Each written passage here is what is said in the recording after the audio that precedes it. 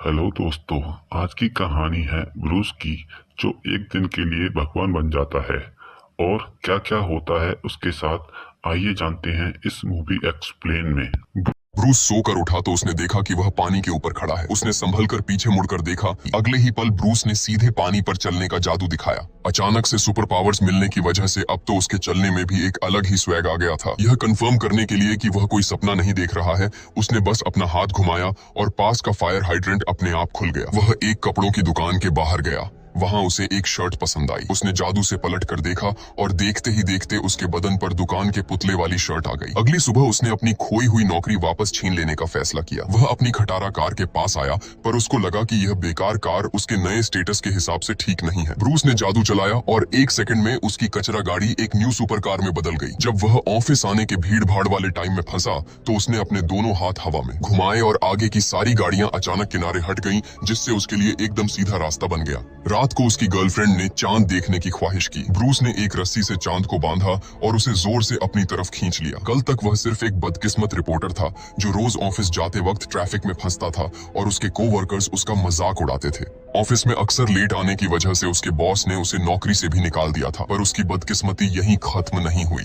जब उसने एक गुंडे को एक बेचारे होमलेस भिखारी को परेशान करते देखा तो वह उसको रोकने आगे गया, पर उल्टे उन गुंडों ने ही उसकी बुरी तरह पिटाई कर दी। घर लौट कर आया तो मानो उसके कुत्ते ने भी उससे दुश्मनी निकाल ली और सीधे सोफे पर ही सुसु कर दिया। ब्रूस ने अपनी इस सारी बदकिस्मती और परेशानियों का इल्जाम भगवान पर डाल दिया। उसने भगवान को खूब कोसा कि वे कुछ नहीं करते और उन्हें इंसानों के दुख दर्द से कोई मतलब नहीं है। पर उसे क्या पता था कि उसकी ये सारी बातें भगवान ने बिल्कुल साफ साफ सुन ली थी। इसलिए अगले दिन भगवान ने एक नौकरी का इंटरव्यू देने का बहाना करके उसे मिलने के लिए बुलाया। जल्द ही ब्रूस तय की गई जगह पर पहुंच गया, पर वहां साफ सफाई करने वाले एक अजीब से बूढ़े आदमी के अलावा और कोई नहीं था। ब्रूस को लगा कि उसे फिर से बेवकूफ बनाया गया है और वह मुड़कर वापस जाने ही वाला था। तभी उस बूढ़े ने अपने काम करने वाले कपड़े उतार दिए और अंदर से एक शानदार सफेद सूट में आ गया। उस बूढ़े ने ब्रूस को बताया कि वही वो भगवान है जिसे वह कल कोस रहा था। ब्रूस को उसकी इस बकवास पर बिल्कुल यकीन नहीं हुआ। फिर उस बूढ़े ने कहा कि इस दराज में ब्रूस की जिंदगी का सारा हिसाब किताब दर्ज है। ब्रूस ने उत्सुकता से दराज खोली तो बूढ़े ने एक फाइल निकाली और ब्रूस के साथ हाल ही में हुई सारी घटनाएं एक एक करके सच सच बता दी। पर ब्रूस अब भी यह मानने को तैयार नहीं था कि वो बूढ़ा सच में भगवान है। उसने बूढ़े का टेस्ट लेने के लिए उसके साथ उंगलियां पहचानने वाला खेल खेलना शुरू किया, पर ब्रूस पीछे हाथ रखकर चाहे कितनी भी तेजी से उंगलियां बदलता बूढ़ा हर बार बिल्कुल सटीक अंदाजा लगा लेता। तब बूढ़े ने ब्रूस से कहा कि चूंकि तुम्हें लगता है कि मैं भगवान कहलाने के लायक नहीं हूँ, तो अब से मैं ये काम तुम्हें सौंपता हूँ। अब से तुम भगवान हो। ब्रूस को लगा कि यह बूढ़ा तो बिल्कुल पागल है और वह इसे और बर्दाश्त नहीं कर पाया। घबराया हुआ ब्रूस वहां से भागकर पास के एक कैफे में गया और उसने एक कप कॉफी ऑर्डर की। उसने सोचा कि क्यों ना अपने दिमाग से कॉफी के कप को खिसकाने की कोशिश की जाए। कप सच में उसके इशारे पर खिसकता हुआ उसके पास आ गया। यह देखकर बगल में बैठा एक अंकल तो बिल्कुल सन्न रह गया। तभी भगवान ने आकर उसे बीच में टोका। भगवान ने अपना सारा काम ब्रूस को सौंप दिया और उसे बताया कि वह इन जादुई ताकतों का इस्तेमाल जैसे चाहे कर सकता है, लेकिन वह किसी दूसरे इंसान की सोच या उसके मन को कंट्रोल नहीं कर सकता। इतना कहकर भगवान मजे से छुट्टियां मनाने चले गए और यहीं से शुरू हुई ब्रूस की चीट कोड वाली लाइफ। वह सड़क पर आया और उसने फायर हाइड्रेंट की तरफ उंगली दिखाई तो वह तुरंत एक फव्वारे की तरह फूट पड़ा। कोई भी मनपसंद कपड़ा देखने पर उसे अब पैसे खर्च करने की जरूरत नहीं थी।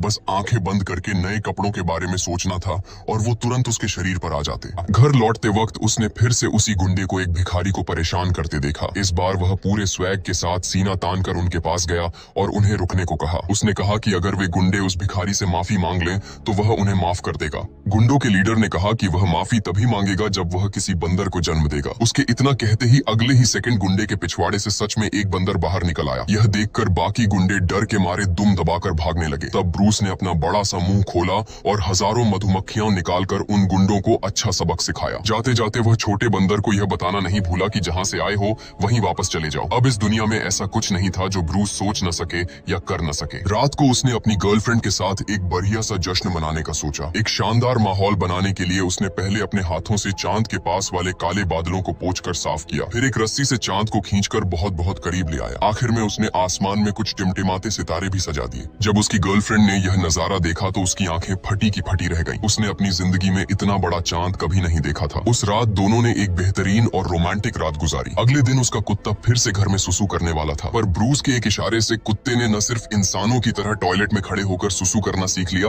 बल्कि फ्लश करना भी सीख लिया। भगवान वाली इन ताकतों के साथ ब्रूस ने अपनी खोई हुई नौकरी वापस पाने का फैसला किया। सबसे पहले उसने अपनी खटारा कार को एक चमचमाती सुपर कार में बदल दिया, पर सुपर कार चलाने के बावजूद वह फिर से उसी पुरानी जगह पर ट्रैफिक में फंस गया। ब्रूस ने बस अपनी 2 उंगलियों से हवा में इशारा किया और सारी गाड़ियों ने तुरंत उसके लिए रास्ता छोड़ दिया। उसने इस बात का पूरा मजा लिया जैसे कि वह सड़क उसी के बाप की हो। जब वह ऑफिस के नीचे पहुंचा तो उसके एक सहकर्मी ने फिर से उसका मजाक उड़ाना शुरू कर दिया कि वह एक कचरा रिपोर्टर है जिसे कभी कोई ढंग की न्यूज नहीं मिलती। ब्रूस ने उसके मुंह लगना सही नहीं समझा। तभी पास ही घास में एक कुत्ते को एक लाश मिल गई और ब्रूस का कैमरा तो पहले से ही तैयार था। उसकी लाइव रिपोर्टिंग के चलते यह तुरंत उस वक्त की सबसे बड़ी ब्रेकिंग न्यूज बन गई। जब वह वापस ऑफिस लौटा तो सारे लोग उसे हैरानी और इज्जत की नजरों से देखने लगे। जिस बॉस ने उसे निकाला था वह अब उसे मुंह मांगी भारी रकम देकर वापस रखने को तैयार था। अब ब्रूस जहां भी जाता वहां कोई न कोई बड़ी न्यूज जरूर होती। यहाँ तक कि 100 सालों में एक बार गिरने वाला मीटियोराइट भी ठीक उसी के बगल में आकर गिरा। देखते ही देखते ब्रूस देश का सबसे बेहतरीन रिपोर्टर बन गया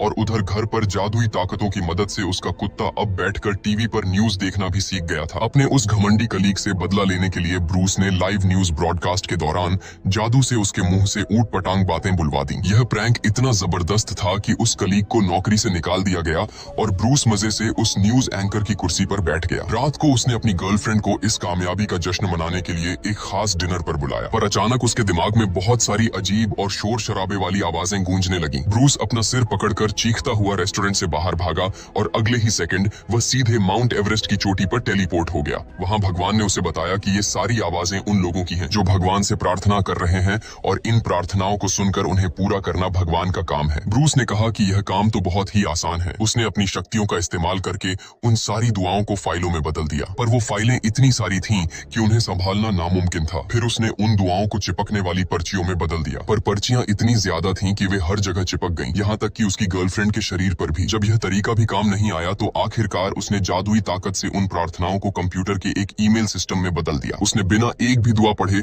सीधे येस पर क्लिक कर दिया और सबकी इच्छाएं पूरी कर दी। वह खुश था और उसे लगा कि उसने बहुत बड़ा पुण्य का काम किया है, पर उसे अंदाजा नहीं था कि उसने कितनी बड़ी मुसीबत को बुलावा दे दिया है। एकदम बेफिक्र और टेंशन फ्री होकर ब्रूस ने उसी रात एक शानदार पार्टी रखी। जो फीमेल कलीग पहले उसे घास भी नहीं डालती थी वो अचानक उस पर डोरे डालने लगी और उसके गले लग गई। पर ठीक उसी वक्त उसकी गर्लफ्रेंड ने यह सब देख लिया। गुस्से और गलतफहमी में आकर गर्लफ्रेंड ने ब्रूस से ब्रेकअप कर लिया। अपनी गर्लफ्रेंड को मनाने और वापस पाने के लिए ब्रूस अपनी जादुई ताकतों का इस्तेमाल करने लगा और अपनी गर्लफ्रेंड के आसपास तरह तरह के मैसेज छोड़ने लगा। उसने तो पेड़ों पर भी अपना नाम लिखवा दिया, यहाँ तक कि टीवी पर भी वही छा गया और तो और आसमान के सफेद बादल भी उन दोनों की शक्ल में बदल गए। पर इतनी कोशिशों के बाद भी ब्रूस अपनी गर्लफ्रेंड का दिल वापस नहीं जीत सका। मुसीबतें तो बस अभी शुरू ही हुई थीं। चूंकि उसने बिना सोचे समझे एक ही झटके में सबकी दुआएं कबूल कर ली थीं, इसलिए रातों रात 4 लाख लोगों की लॉटरी लग गई। लेकिन जब इनाम की रकम बांटी तो हर किसी के हिस्से में सिर्फ चंद सिक्के ही आए। उधर उल्कापिंड और चांद के साथ की गई जादुई छेड़छाड़ की वजह से दुनिया भर में प्राकृतिक आपदाएं आने लगी। पूरी दुनिया में हाहाकार मच गया और सब कुछ तहस नहस हो गया। ब्रूस अब बुरी तरह घबरा गया। वह भागकर भगवान के पास गया और उनसे इस मुसीबत को सुलझाने की भीख मांगने लगा। अब तक ब्रूस को अपनी गलती का पूरी तरह से एहसास हो चुका था। उसने लोगों की वे सारी जादुई दुआएं रद्द कर दी और अपनी असल मेहनत से चीजों को सुधारने का फैसला किया। अब अगर उसका कुत्ता टॉयलेट नहीं कर पाता तो वह जादू की जगह उसे खुद अपने हाथों से सिखाता। रास्ते में किसी की गाड़ी खराब हो जाती तो वह उसे धक्का लगाने में मदद करता। उसने अपनी वो छीनी हुई न्यूज एंकर वाली कुर्सी भी खुशी खुशी वापस छोड़ दी। पर इन सब के बावजूद वह अपनी गर्लफ्रेंड का दिल वापस नहीं जीत पा रहा था। एक दिन उसने कंप्यूटर खोला और उसमें अपनी गर्लफ्रेंड का नाम डाला। उसने देखा कि उसकी गर्लफ्रेंड ने हमेशा भगवान से बस यही दुआ मांगी थी कि ब्रूस अपनी जिंदगी में कुछ अच्छा करे और संभल जाए। यह देखकर ब्रूस की आंखें भर आईं। आज पहली बार उसे अपनी गर्लफ्रेंड के सच्चे प्यार और उसकी फिक्र का एहसास हुआ था। वह उससे मिलने गया पर सामने जाने की हिम्मत नहीं जुटा पाया और बाहर खिड़की से ही उसे छुप छुप कर रोते हुए देखता रहा। टूट चुका ब्रूस तेज बारिश में सड़क पर चलते हुए भगवान से गिड़गिड़ाकर प्रार्थना करने लगा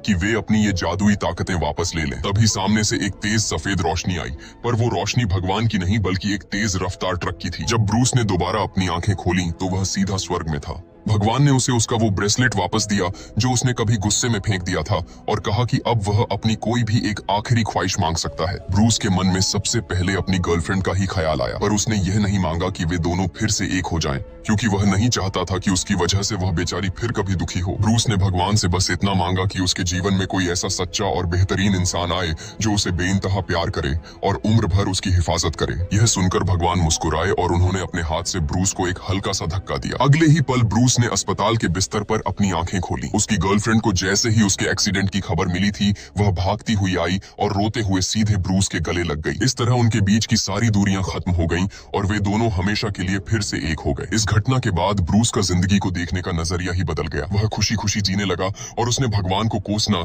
या उनसे शिकायत करना बंद कर दिया। उसने समझ लिया था कि अब वह अपने हाथों की मेहनत से खुद अपने चमत्कार बनाएगा। इस दुनिया में कोई भी इंसान मामूली नहीं है, बस हमारी इच्छाएं कभी शांत नहीं होती। जैसा कि भगवान ने कहा था कि अगर तुम सच में कोई चमत्कार देखना चाहते हो तो पहले खुद मेहनत करो। हमें जिंदगी के प्रति हमेशा अपना जोश और जुनून बनाए रखना चाहिए। अगर जिंदगी में कोई चमत्कार नहीं होता है तो मेहनत करके हमें खुद एक चमत्कार बन जाना चाहिए।